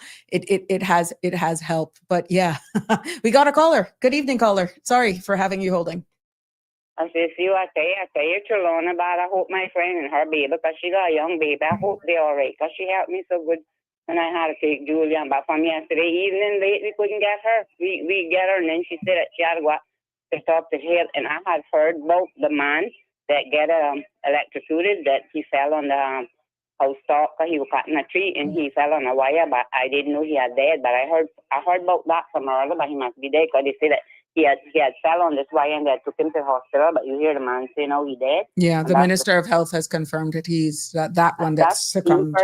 That's because I done everything, and he actually the wires were over the house, and when he cut that threw him right on top of the wire, and I said, oh my God, look at it. And then my friend had told me that they took him hospital, but he hear the man say he died, but I had know about that from earlier this morning. Right. And going, oh my God, I hope Cheryl okay. Yeah. I pray him for her, because we can't get on to her. Her Yeah. mother and them been calling her sister and thing, and they can't get her. I speak to them earlier, and they say they can't get her, and she got a young baby. Oh my God, I hope she's okay. Then Yes. the children have for her, a son and a daughter. But I hope she's okay. She's got Yeah. another little girl, a young baby. Oh my God, Yeah. that Trelawn is bad. Yes, that's after it's made the landfall. As it go across the island of Jamaica, then Trelawney would be next, is what I took away from that reporting, from that live reporting from the Minister of Health over there. Yeah. And you see, I think this is from yesterday, and then it wasn't even that close, and it's getting closer. So I hope. Oh my God. You know what my friend, you hear what the girl was saying about Kingston? Because first they were saying that one get it, and then when I talked to my friend, but she's a nurse, and she was working, but she said her daughter, and then she have Alzheimer's father. Used to live in the States, but she had to bring him out, and then she got 2 daughters too, but one was home with the father, and then the other daughter was by the aunt. Yeah. I got a lot of friends, Jamaica. Well, let's see. We're going to try to adjust the volume, and because the Minister of Health is still on. Yeah, okay, but I'm praying for them, my God. But I'm glad we now get it, because Jesus, that is devastating. Yeah. Lisa, think Michelle is something else, but I tell you, I know the Michelle is easy. Yeah, but she's something else. Yeah. So for those, thank you so much, caller. Yeah. Oh, he's finished. Yeah. So because we got pretty much down to the end, you can log on to, I'll share the link with you of this live broadcast that you can, my apologies for the volume there. But yeah, pretty much I don't know what he said after I came off that you alerted me. Sandra was helping me in the background, and it looks as though I can't adjust the volume because she pulled it in the studio. So my apologies there. But I want to thank you all for joining me this evening. Our thoughts and prayers do go out for all of those over there in Jamaica, and bringing it home. Please note that a marine watch, and if you notice this color now is actually orange. Yes, the Cayman Islands National Weather Service has issued a marine watch for the Cayman Islands. Wave heights of 8 to 10 feet are expected for the Cayman Islands. Now, further deterioration in marine conditions is expected as Hurricane Melissa moves closer to Jamaica. Persons with marine interest should continue to closely monitor these conditions and alerts through official channels. Mariners are advised to be cautious and secure their vessels. Venturing over the open water is not recommended, and you're encouraged to stay informed for the latest at www.weather.gov.ky and also www.caymanprepare.ky. As we get it here on my social media channels, I will be sharing it as well. Glover Scott, yes, I must say we have to send our prayers to Jamaica. And Connie, I know your people are from over there, and not because I've grown to know you in this space, and for everybody that has family over there. And it's good to have this type of community where we can share and keep abreast of what's happening with our brothers and sisters in Jamaica. And for something of this magnitude, I thought it would be outright disrespectful, to be honest, to not dedicate at least this portion of the show or this episode. And we will continue to talk about it as they recover coming out on the other end of this. But I felt it was worthy to have an outlet like this so that we can share this space to let our brothers and sisters know that our thoughts and prayers are genuinely with them. And what if the shoe was on the other foot? So we are a blessed jurisdiction. We just have to honestly keep positive mind and keep all of those persons in our thoughts and prayers. The next update, as we know, for Cayman will be around 10:30, and I will be sharing that as well right here. So on the Sabrina Turner Community Activist Facebook page, and I'll also be sharing it. So yeah, so at the end of the day, I will be keeping you locked with all the latest information. Sometimes you will see me sharing as we play the videos here from Fox and different media houses in the US that may come a little quicker than ours, but they're from trusted source. And that's the good thing about being a podcaster, being bloggers like ourselves or vloggers like ourselves, that we can do this from this space. But we still do, out of reputation for our brand and for our product, that we only share stuff from trusted networks. So you will always find me sharing stuff that is relative to Cayman, but sometimes for the sake of our wide audience, because as our slogan goes, Voices of the Islands, Conversations for the World. I respect that we have people from all over the region that subscribes to this channel. And this is what we do here in this space. Yes. So Connie, we're from the East and they are okay for now. Thank God. We'll keep that. Yes. So until tomorrow, please do have a good evening. God bless everyone. Thank you for staying with me as we continue to watch the space. Like our forecast says, we could expect some gusts overnight into tomorrow as this hurricane moves closer into Jamaica. The outer bands will impact our islands, including more so in the sister islands, Caymanian and Little Cayman, but that does not leave the Grand Cayman out of its path. So we are actually can expect some gusts ourselves tonight, some squally conditions and rain. And that is why this small craft advisory now is up to a watch, which means we can expect some really, really strong gusts at times. And you're encouraged to not go out on open water. Yeah. Lisa, may our Heavenly Father protect Jamaica and his people with the precious blood of Jesus. There we go. What a way to end the evening. Until tomorrow, have a safe and blessed Monday evening. God bless to everyone. That's a wrap for today's edition of Sabrina Speaks. Thank you for tuning in and for being part of the conversation. Remember, the dialogue doesn't stop here. Stay engaged, stay informed, and most importantly, stay empowered. We'll be back tomorrow at 5 p.m., same time, same place, right here on CMR TV and radio, where your voice matters and your truth is heard. Until then, Cayman, take care of yourself and each other. That's it for today's edition of Sabrina Speaks, where your voice matters, your story counts, and your truth is always welcome. Join us weekdays from 5 until 6:30 p.m. right here on CMR TV, as we dive into the topics that matter most to you. Catch the show live or on demand at cmrtv.com. And don't forget to follow us on Facebook, YouTube, and Instagram so you never miss a moment. Until next time, stay informed, stay engaged, and always speak your truth.